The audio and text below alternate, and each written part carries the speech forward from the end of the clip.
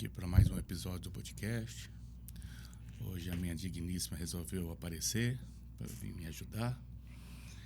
Vamos continuar aí falando de alguns assuntos interessantes aí, tirando a dúvida do pessoal.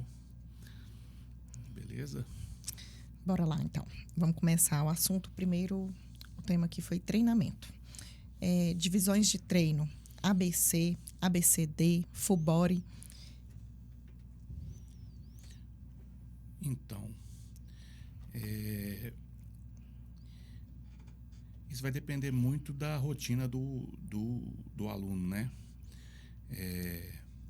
Essas divisões é para organizar a frequência de treino e volume, né? De quantas vezes que nós vamos conseguir fazer esse aluno dar o estímulo para aquele determinado músculo. Então,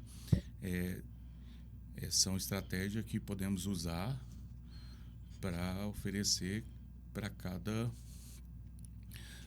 aluno, né? Tem um aluno que só consegue 3 vezes na semana, tem aluno que consegue todo dia, e tem aquele cara que consegue ir de vez em quando. Muitos empresários hoje são assim, não tem o dia certo, não tem o horário certo, e o tempo é curto. A hora que vai é 40 minutos, então assim. E aí uma boa situação é um FUBORE, porque o FUBORE ele trabalha o corpo todo, então, querendo ou não fica aquela situação de não ter trabalhado determinado músculo. Então, quando ele vai, ele já faz, né, um trabalho completo, que querendo ou não, a gente consegue dar estímulo para todos os músculos, né? E não fica aquele déficit, né? Igual um ABC, talvez ele consiga ir só 2 vezes na semana, né, na academia, e aí ele ia ficar com déficit de algum grupo muscular. Então, para não ocorrer essa situação, a gente faz um FUBORE, que toda vez que ele for, ele consegue, né, dar estímulo para todo o músculo e consegue manter pelo menos uma sinergia.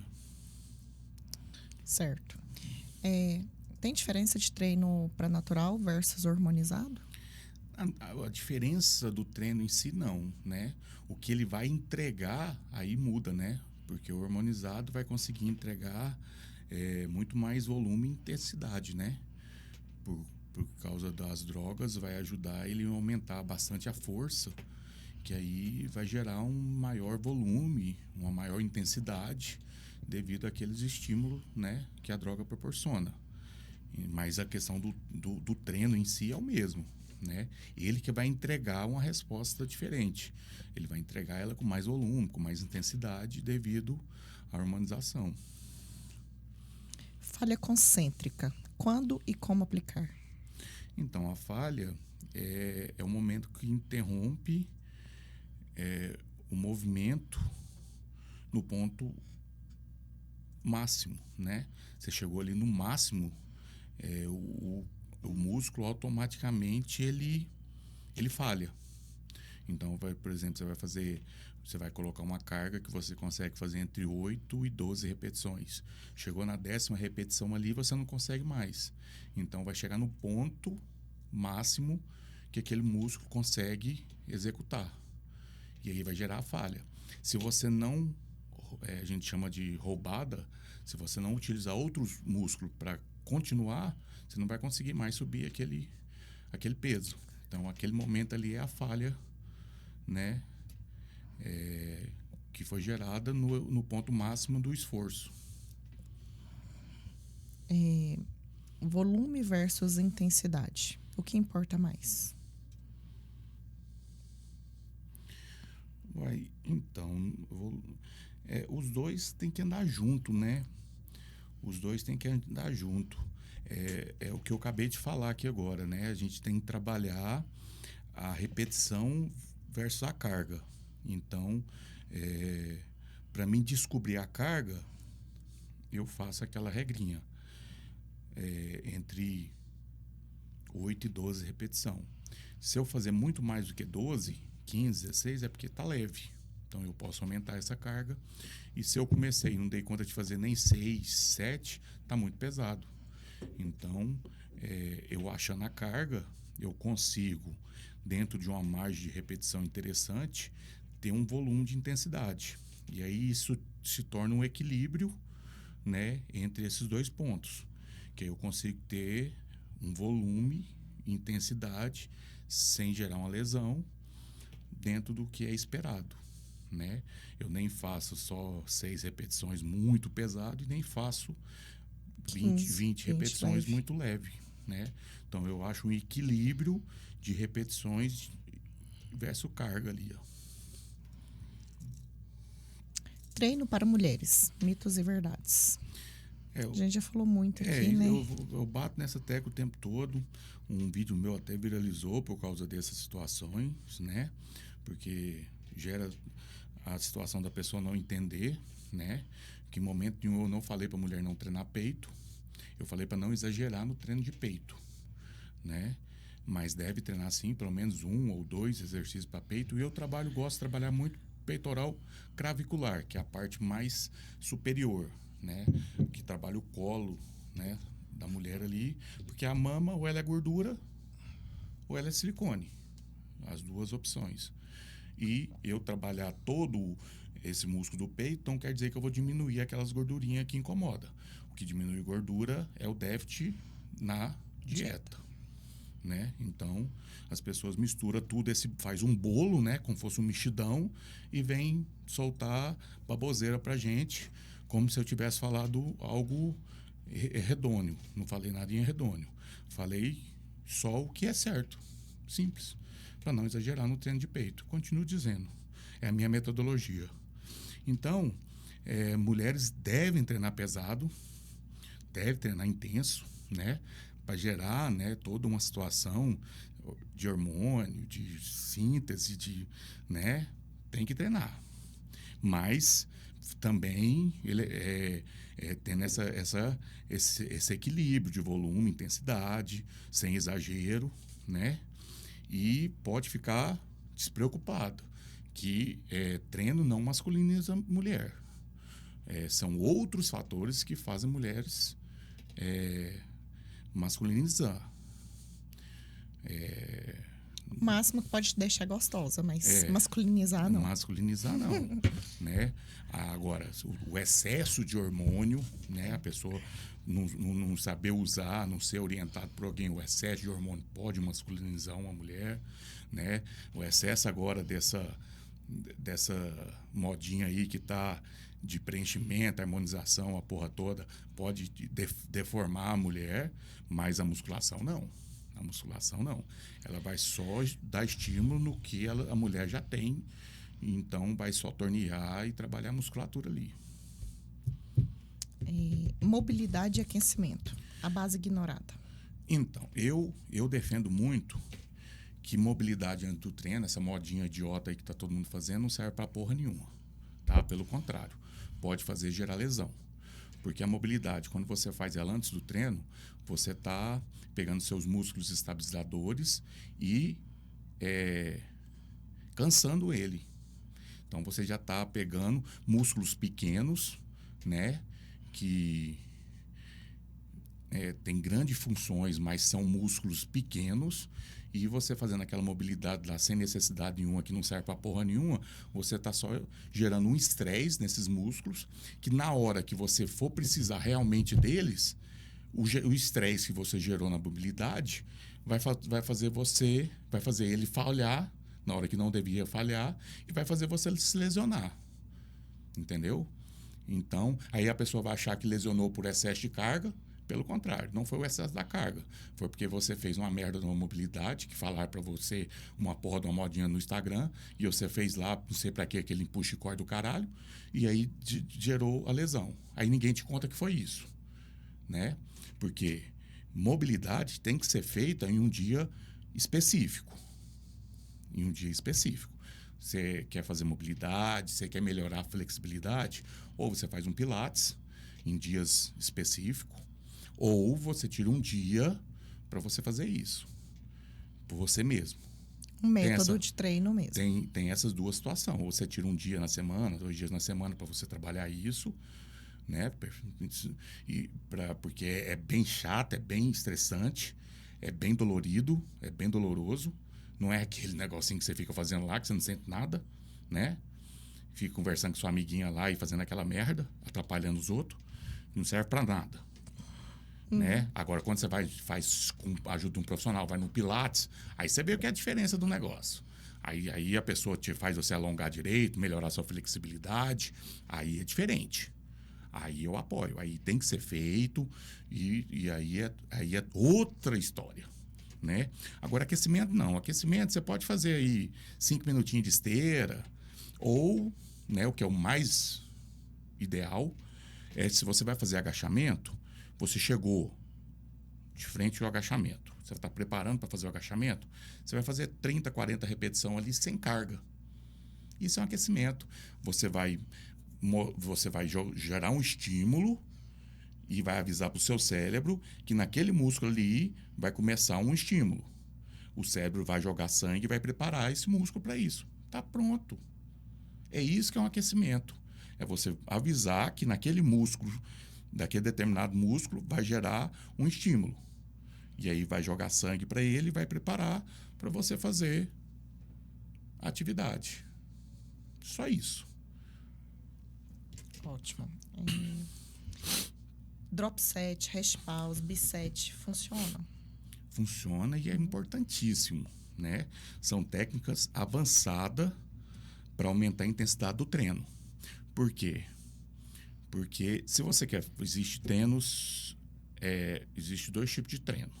Existe o treino de força, existe o treino de hipertrofia. São só esses dois tipos de treino que existe. Existe, né?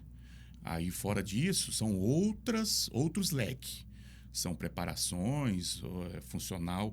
Então, você está preparando para uma luta, você está preparando para um TAF, você está preparando para uma determinada ocasião. Aí é outra situação. Agora, na academia ali, ou você faz um treino de força, ou você faz um treino de hipertrofia. O treino de força é a hora que você trabalha carga. Aqui você trabalha carga.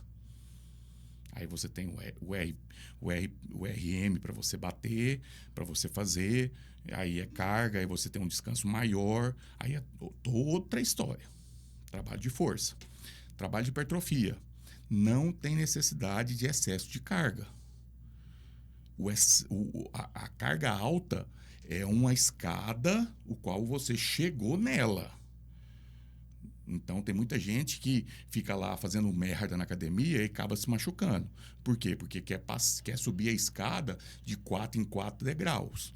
Ele não quer esperar chegar um momento dele pegar aquela determinada carga. Né? Então, esse é o grande problema.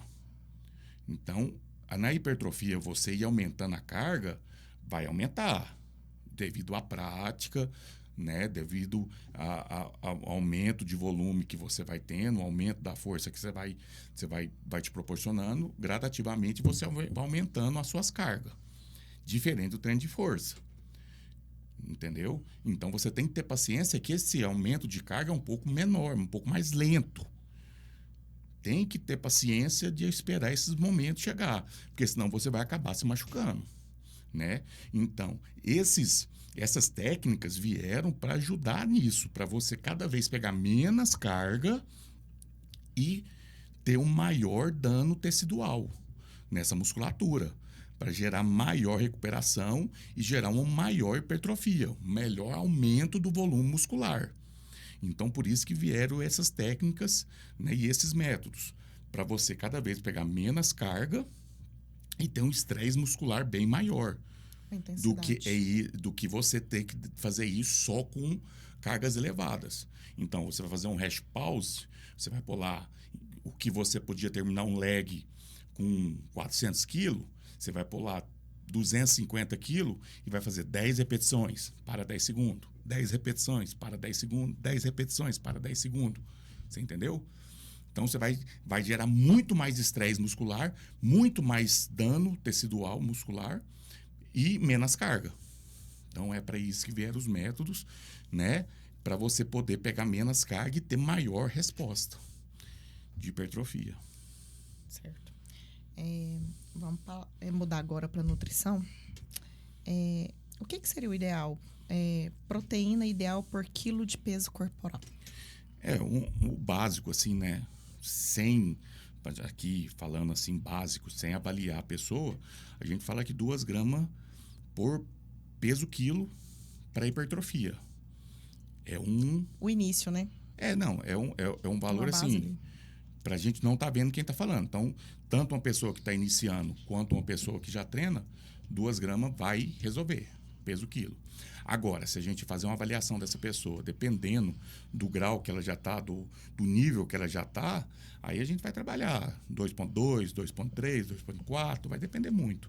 Mas 2 é geral. Comer antes ou depois do treino? Os 2, né? Os 2 são muito importantes. Eu costumo dizer que são as 2 refeições mais importantes, né? Porque uma você está preparando e a outra você está recuperando. Então, todas as 2 é muito importante. E aí, ainda vem aqui um tabu, né? Vem um tabu aqui bem interessante que foi quebrado, que antigamente se usava proteína pós-treino. E a ideia hoje é se jogar essa proteína antes do treino. Depois do treino, a refeição mais importante é o carboidrato. Porque você usava esse whey no seu pós-treino, você acabava de treinar e jogava whey, você perdia seu whey. E você perdia. Porque ele usa esse whey para recuperar. E o que usa-se para recuperar é carboidrato. Então, o certo é você pode jogar esse whey antes do treino, ou uma proteína antes do treino, mais um carboidrato para te preparar. Porém, depois, a primeira, carboidrato. Depois, carbo e proteína. Então, essa estrutura de antes e depois do treino é muito importante. Muito importante. Então, eu sempre digo que se a pessoa quer resultado e resposta, é a mais importante. São as mais importantes. Suplementos que realmente funcionam. Então, eu não sou de passar muitos suplementos, né? Exatamente por causa disso. Mas o básico. Creatina, esse é o melhor, sem dúvida. Whey, nós só passamos para complementar a dieta, né? Se a pessoa tiver uma dificuldade de fazer algum tipo de alimentação, aí sim nós entramos com essa refeição líquida para contribuir e ajudar ele bater a proteína. Cafeína é muito bom, se souber usar, né? A gente poder fazer ali talvez, eu passo muito, eu não gosto dele pronto, eu gosto de passar muito ele manipulado, porque eu posso manipular para cada paciente, vendo a necessidade, porque tem muitos pacientes que têm sensibilidade, né? Então, cafeína, e eu sempre digo que os termogênicos é o mais perigoso, né? A gente tem que tomar cuidado que esses... E é muito negligenciado, né? O pessoal toma muito assim, porque é vendido à torta e direita, né?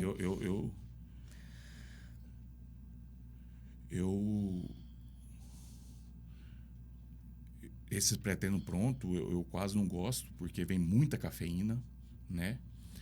Então, assim, eu gosto sempre de manipular. Eu gosto sempre de manipular para não ter exagero, porque tem que saber dosar isso aí para a pessoa não achar que é a cafeína ou o pré-treino que vai fazer a milagre, que é a cereja do bolo. Não é. Ele não vai fazer você criar aquela vontade de ir lá destruir os pesos. Não vai. Não adianta você tomar nessa funcionalidade. Uma vitamina D, muito bom, mas tem que saber ser orientada, né? Porque a vitamina D tem que usar a vitamina D3 mais a K2, né? Para ser absorvida da forma certa. Senão ela é absorvida da forma errada e acaba sendo prejudicial. Então, assim, suplemento tem que ser orientado. Não tem jeito de você sair tomando... E o ômega 3, né, também, que o ômega entra 3 é muito bom, né? Então, assim, todo suplemento tem que ser orientado para quê, para quem. É a palavra, a pergunta de ser feita. Então, assim... tem umas pessoas que vão ter necessidade de usar mais, tem outras pessoas que vão ter necessidade de usar menos. Tem que ter uma mas orientação. o basicão é esse mesmo aí, que a gente gosta tem que ter mais, uma orientação. né?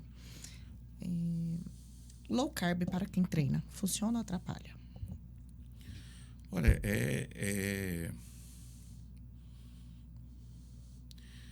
assim, se ela for mal orientada, mal ajustada, vai atrapalhar. com toda certeza. Né? Você deixar de comer carboidrato ou comer muito pouco carboidrato, isso não é bom, né? Tanto que hoje eu vejo muitas pessoas passando mal na academia com essa onda de monjalo e por causa disso, que ele tira muito o apetite e as pessoas acabam ficando fracas, dando fraqueza no treino, dando apagão por causa desse pela falta desse carboidrato. Isso. Então, assim, eu acho que são estratégias, né? Como tem estratégia de ciclo de carbo, como tem estratégia de... Né? Tem várias estratégias. Low carb é uma estratégia, né?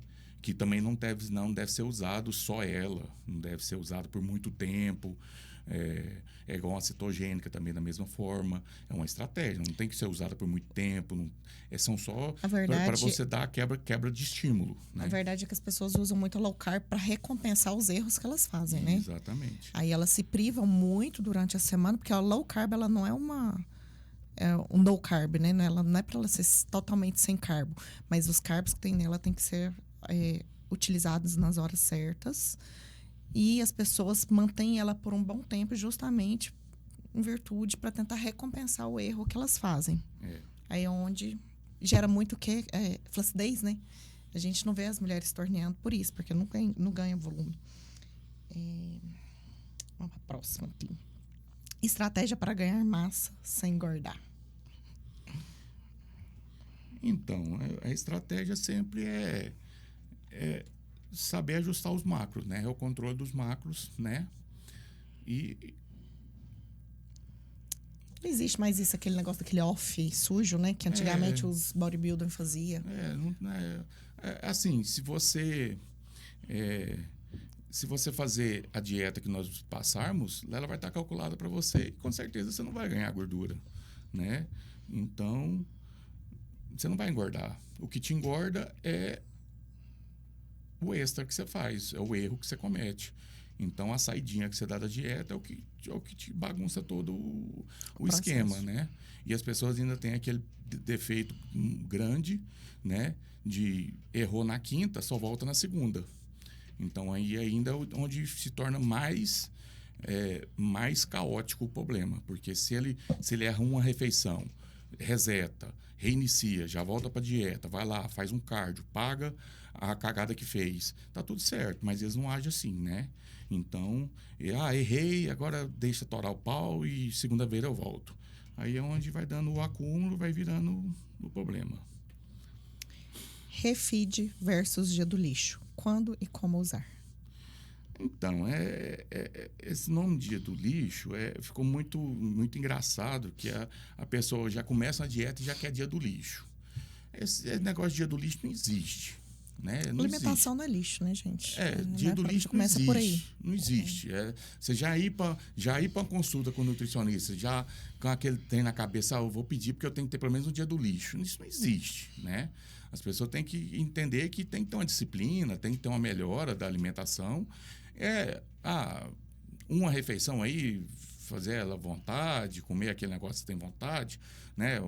A família ali reúne dia de sábado à noite, comer uma pizza. Não, no domingo, comer um sanduíche. Não, tudo bem, você não precisa fazer algo que vai te privar das coisas.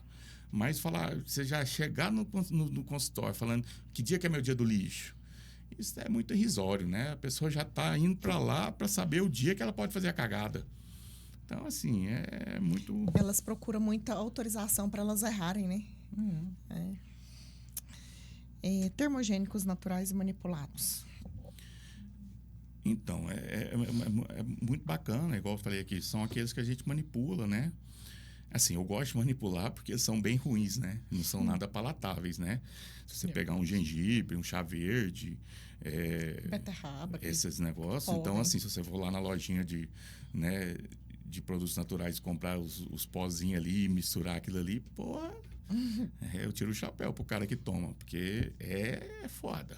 ruim. Né? Nada palatável. E falar assim, eu vou pôr um saborzinho. Não tem nada que você põe que melhora. É amargo, junto com ruim, junto não, com... ele não dissolve, né? Na água. É uma mistura de coisas muito não palatáveis. Então, você colocar isso em cápsula se torna bem melhor. Então, eu gosto muito de manipular. Então, esses termogênicos aqui são naturais, porém, você pode manusear eles manipulado. Então, eu gosto muito dessa forma manipulada, que em cápsula é bem mais fácil de você fazer o uso. Vamos partir um pouquinho agora para a estética. Como reduzir gordura sem perder massa? Então, esse é o mais interessante. É o que eu brigo o tempo todo, é o que eu prezo, minha metodologia é essa. Sou contra o uso indevido dessa modinha aí, de Monjalo, de Saxenda e etc, por causa disso. Porque eu sou nervoso com a pessoa que quer perder peso na balança e não preza a qualidade. A pessoa quer perder peso rápido, ela demorou 1 ano para ganhar aquele peso, e aí em 1 mês ela quer perder a porra do peso. Isso é ignorância. Vai dar merda, que ela vai perder só músculo, porque a gordura, novamente eu vou dizer aqui, em via de regra, a gordura você consegue eliminar 700 gramas por semana, uma média de indivíduo para indivíduo, totalizando aí 2,8 kg, quase 3 kg por mês, nós somando 4 semanas. Então, se você perder mais de 3 kg de peso por mês, vamos arredondar 4 kg por causa de uma retenção, por causa de uma água, de um líquido. Mais do que isso, você pode ter certeza que está indo o músculo embora. Então, o que eu penso? A dificuldade que é para você ganhar massa, né? A dificuldade que é para você melhorar a massa que está ali por baixo. Aí você vai perder ela por uma ignorância para depois ter que ganhar ela de novo. Porque você não vê, porque ela está escondida. Mas o que você não percebe é que na hora que você sobe na balança e o peso caiu 10 quilos, desses 10 quilos, 7 foi massa. Então, assim, a questão de volume, o volume de gordura é maior do que o de massa. Então, um pouquinho de massa que você perde, a balança despenca. E já, como o volume da gordura é maior, você tem que perder uma grande quantidade de gordura para descer o mesmo tanto. Então, é por isso que acontece isso. Mas não é interessante, não é saudável, não é inteligente perder massa. Então, eu não aceito a pessoa querer perder peso. Não pode, tem que mudar a cabeça das pessoas e fazer elas entender que perder peso não é saudável. O perder peso só é uma estratégia quando a pessoa está em obesidade. Quando a pessoa está com muito peso, ela está ali acima dos 150 quilos, é muito peso, aí a tratativa é totalmente diferente. Aí realmente nós temos que tratar para baixar peso, tem que inibir o apetite, porque realmente tem uma compulsão por alimento. Então, aí sim é um caso à parte. Agora, 89%... É literalmente uma doença, né? 89% das pessoas que vão no consultório não tem essa necessidade de perder esse tanto de peso. Eu quero perder 5 quilos. Eu falei, mas onde está escrito? Onde você tirou esses 5 quilos? Da onde que veio que você tem que pesar? Eu pesava. Deixa eu te falar, pesava no passado. O corpo da gente, naturalmente, ele ganha peso ao passar de cada ano. Então, não é porque uma época eu cheguei a pesar 80 quilos que hoje eu tenho que pesar 80 quilos. Esse peso é bom para mim. Não é bom para você. Aquela época foi bom para você. Hoje é outra situação. Então, por isso que existe essa avaliação corporal, né? Para a gente ver o que é ideal para você. Por isso que a gente tem que fazer a avaliação para a gente ver como que está, né, os seus percentual, da né, composição da corporal. composição corporal, para aí sim a gente ter parâmetro de valor, de quantidade, de peso que você tem que perder. Isso. Retenção de líquido versus gorduras. Como diferenciar?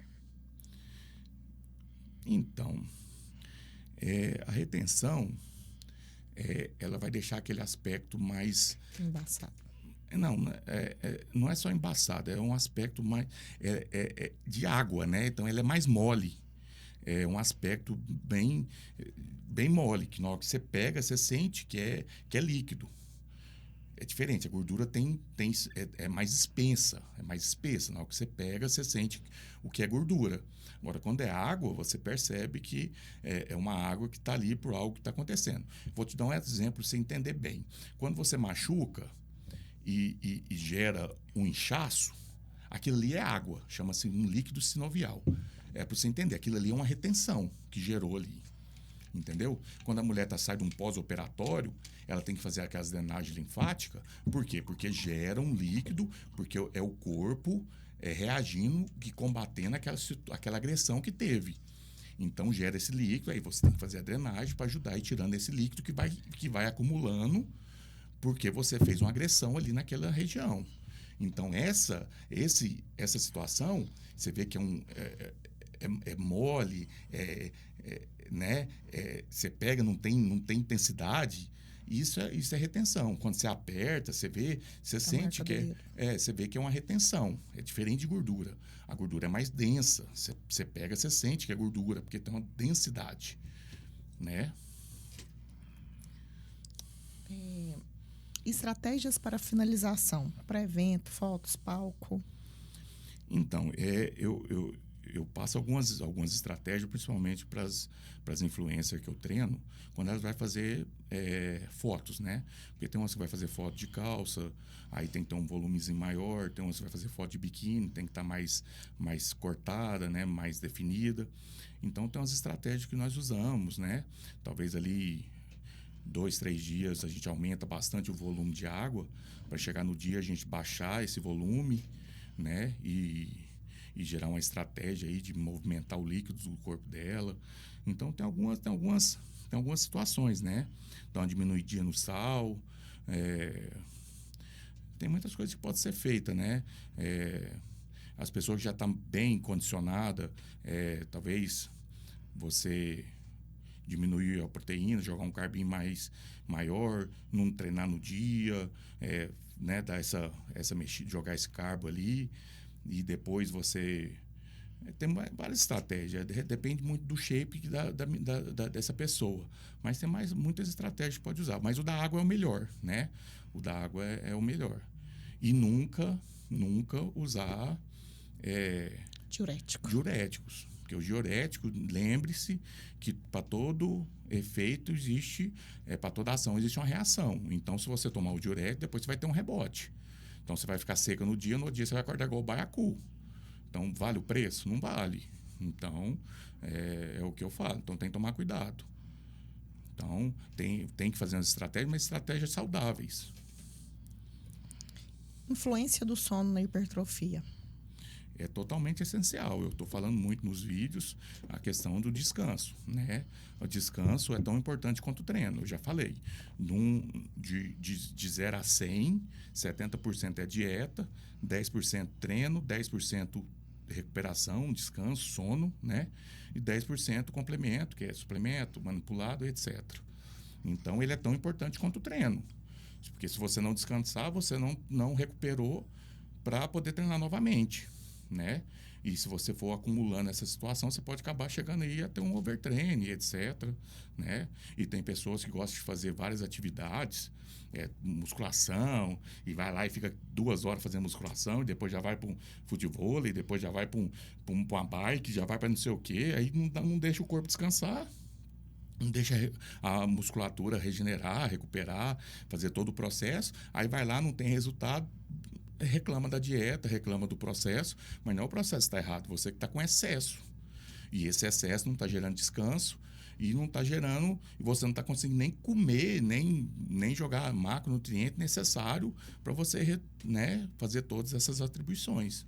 Então, não é o excesso de treino que vai fazer você melhorar. Ah, mas eu gosto demais, é musculação, é bike, é pedal, é futebol, quer fazer tudo. Não tem jeito, irmão. Você não vai fazer nada bem feito, porque o corpo não aguenta, né? Tem que ponderar, tem que fazer uma estratégia. Ainda mais quando visa a estética, né? Aí quer que a gente dá um shape bacana pro cara, que é um shape volumoso, aí ele fica pesado, não vai render lá no futebol. Aí você tem que decidir o que você quer, né? Não tem jeito. Aí o cara quer ganhar volume, mas aí faz 100 km de bike. Dia sim, dia não. Não dá, chefe. Infelizmente. Nem o próprio esporte permite, né? Ele tem muita massa muscular. Então, assim, tem coisa que não tem jeito. Então, a gente pode arrumar estratégia para tentar amenizar o problema e tentar achar meios para tentar encaixar, né? Fazer uma estratégia, mas também não é... Nenhum dos dois vai sair bem feito, né? Não, e acontece muito chegar muita gente pra gente com um percentual alto de gordura e a massa baixa justamente por isso, pelo excesso do treino, né? Não só excesso de treino, excesso de atividades. Isso, Porque ele quer fazer muitas atividades, né? Ele quer fazer musculação, ele quer fazer um aeróbico, ele vai na academia, ele acha porque ele pagou, ele tem que fazer tudo, né? Ele sai da musculação, já vai para aula de bike, sai da aula de bike, já vai para aula de spinning, sai da aula de spinning, já vai para aula de dança. Ele quer fazer tudo, ele quer ficar 3 horas, não, paguei, ué. Não, irmão, não quer dizer que você pagou, que você tem que fazer tudo. Você tem que entender que seu corpo tem, né? Então, você quer fazer, faça bem feito. Um dia você faz spinning, outro dia você faz a musculação, monta uma periodização. Eu acho que já falou, porque a gente está falando do impacto do estresse no desempenho muscular, né? Acho que nem precisa, que já encaixa nessa outra pergunta. Hormônios e suplementação avançada. Vamos falar um pouquinho de esteroides anabolizantes. Benefícios, riscos e ética. Então, esteroides tem várias formas, né? Esteroide não é o vilão. O esteroide não é um monstro. Ele se torna um vilão devido ao mau uso, né? Hoje já está bem mais... Hoje tem muito mais informação. Então, assim, as pessoas ainda erram muito por questão de ignorância mesmo, né? De não querer ter uma pessoa para orientar. Então, assim, acaba fazendo da forma hedônica. Eu sempre falo, quando você quer montar um protocolo, faça um protocolo bem feito, veja o que tem que fazer. Não é simplesmente você pegar o hormônio e tomar. Não, tem hora de tomar, tem um jeito de tomar, tem a quantidade certa para cada pessoa. Nenhum indivíduo é igual. Nenhum colateral vai ser igual. O colateral que eu tiver não é o mesmo que ela vai ter. Então, tem que respeitar essas individualidades de cada um. E isso as pessoas não respeitam, né? Tá na mesinha de boteca ali, chega uma menina bonitinha, corpo em massa, a outra já vai, uai, o que você tá fazendo? Uai, tô tomando uma Oxa. Uai, sério? Como? 20 por dia. Só que ela não falou como que é esses 20 por dia. Aí a outra que já pegou a informação, já vai atrás, dá uma doida, põe todo mundo para achar, compra uma Oxa de 20. Aí estoura o colateral. Então não é assim. A menina devia estar tomando 2 vezes ao dia, né? Respeitando a meia-vida do medicamento, que é de 8 a 10 horas. Então tudo tem uma, né? E deve estar tomando mais alguma coisinha para ajudar no colateral, deve estar tomando ômega 3 para ajudar, deve estar fazendo as coisas certinho, né? Fazendo a dietinha. A outra não preocupou em fazer a dieta, não preocupou com o treino, não preocupou com o protocolo, foi lá e a menininha tomou ali, deu resultado. Aí o que aconteceu com a menininha? Deu só colateral, explodiu espinha, o quadril ficou desse tamanho, retenção até no teto. Falou, não, isso não presta não, é horrível, toma isso não. Não é a Oxa que não presta, é você que não faz as coisas direito. Então, tudo que a gente for fazer na vida, a gente tem que fazer bem feito. Então, o hormônio não é vilão. O hormônio é bem-vindo em várias situações. Só que tem que ser bem orientado, tem que ser bem feito. Se fazer por fazer, vai dar merda. Se você não tiver uma orientação para começar a ter uma queda, cortar a queda de cabelo, começar a ter uma espinha, cortar, né, a produção da espinha e assim sucessivamente, vai dar errado. Então, não é condenar o hormônio. Eu não tomo. Não é questão de não tomar. Mas se for fazer, faça bem feito. Se for fazer, faça direito.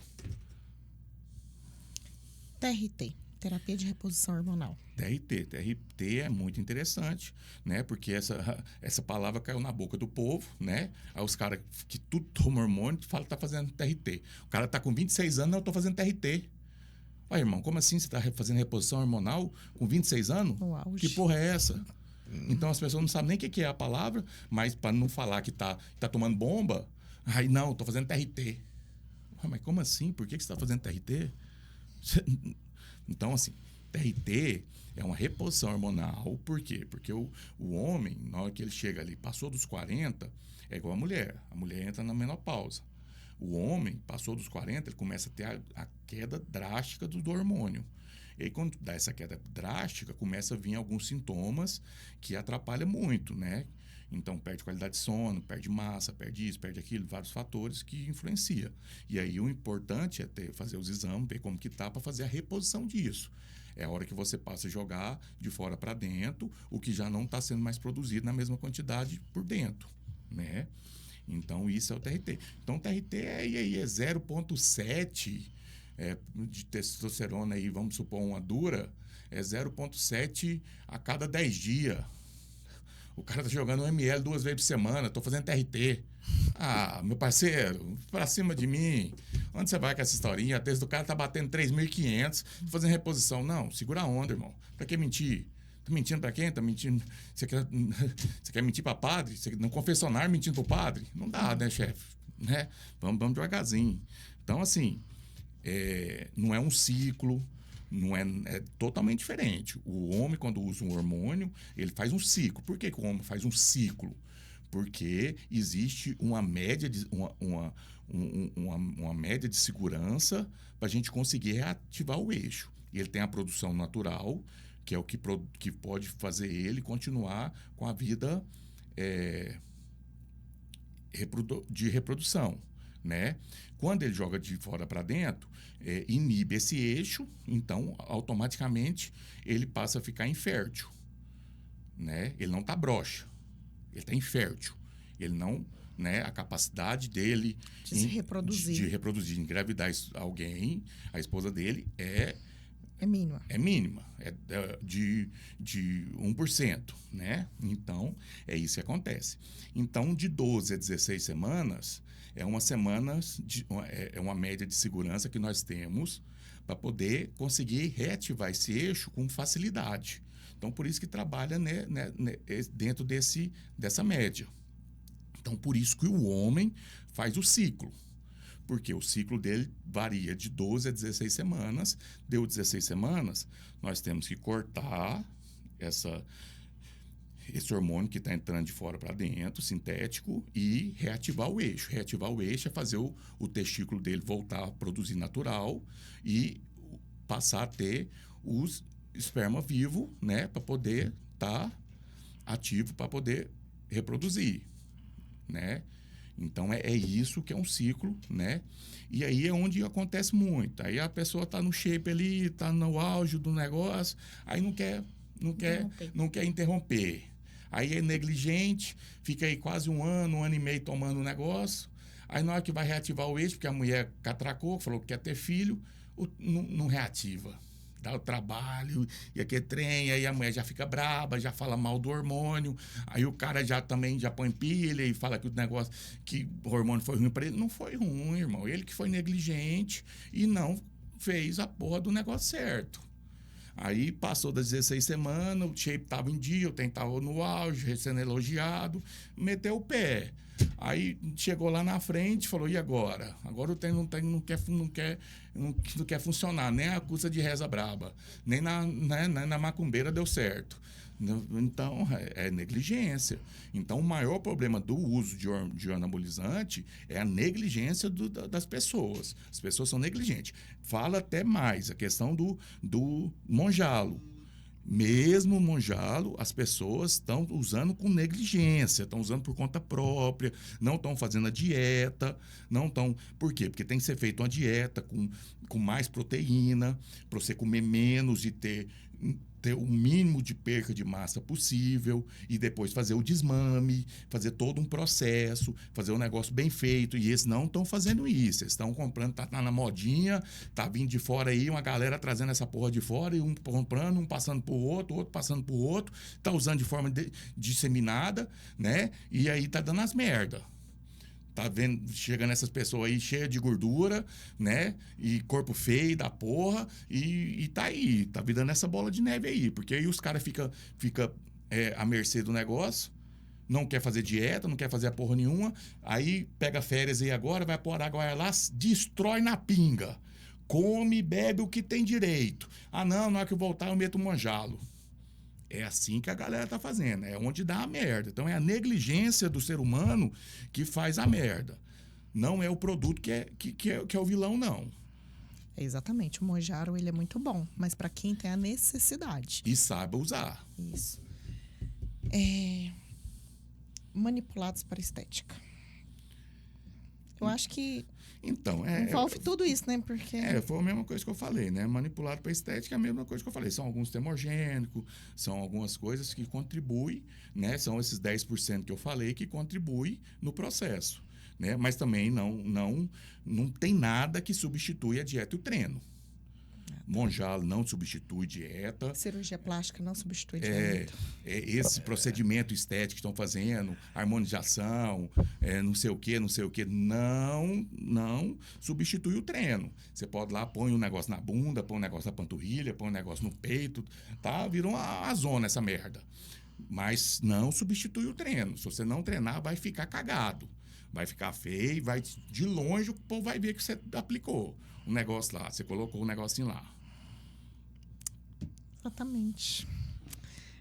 É isso. Você tem mais alguma coisa para acrescentar? As perguntas, basicamente, foram essas. É isso aí. Eu acho que o papo rendeu hoje. Falamos muita coisa importante. Só lembrando que nosso podcast, o episódio, ele vai no ar, no YouTube, todas as quarta-feiras, a partir das 19 horas. Lá tem o podcast completo. Desse tanto de assunto que nós falamos, vai ser retirado alguns cortes de aproximadamente 1 minutinho. Nós ficamos aqui 1 hora. Então, desses tantos de assunto que foram abordados aqui, senhores e senhoras, vão ser tirados alguns cortes de 1 minuto para mim postar nas redes sociais, para chamar as pessoas, nem é para engajamento, é para chamar as pessoas para assistir o podcast todo e ganhar informação gratuita. Tá? Não venha os idiotas de plantão ir lá me criticar, falar que, não, assista. Se você quer criticar, critica com inteligência. Assista o podcast todo, vê o assunto completo, vê se realmente eu fui negligente para você criticar. Não pega um cortinho de 1 minutinho só, não. Porque esse cortinho de 1 minutinho foi um assunto de 1 hora aqui nessa mesinha aqui, nesse bate-papo aqui, que foi falado. Então, não venha com esse mimimi lá pro meu... Não comenta, não. Só olha e passa despercebido. Se você quer criticar, critica o da sua mãe. O meu, não. Deixa o meu lá quietinho. Se a informação não serviu para você, para outros vai servir. Tamo junto? Por hoje é só aqui, né?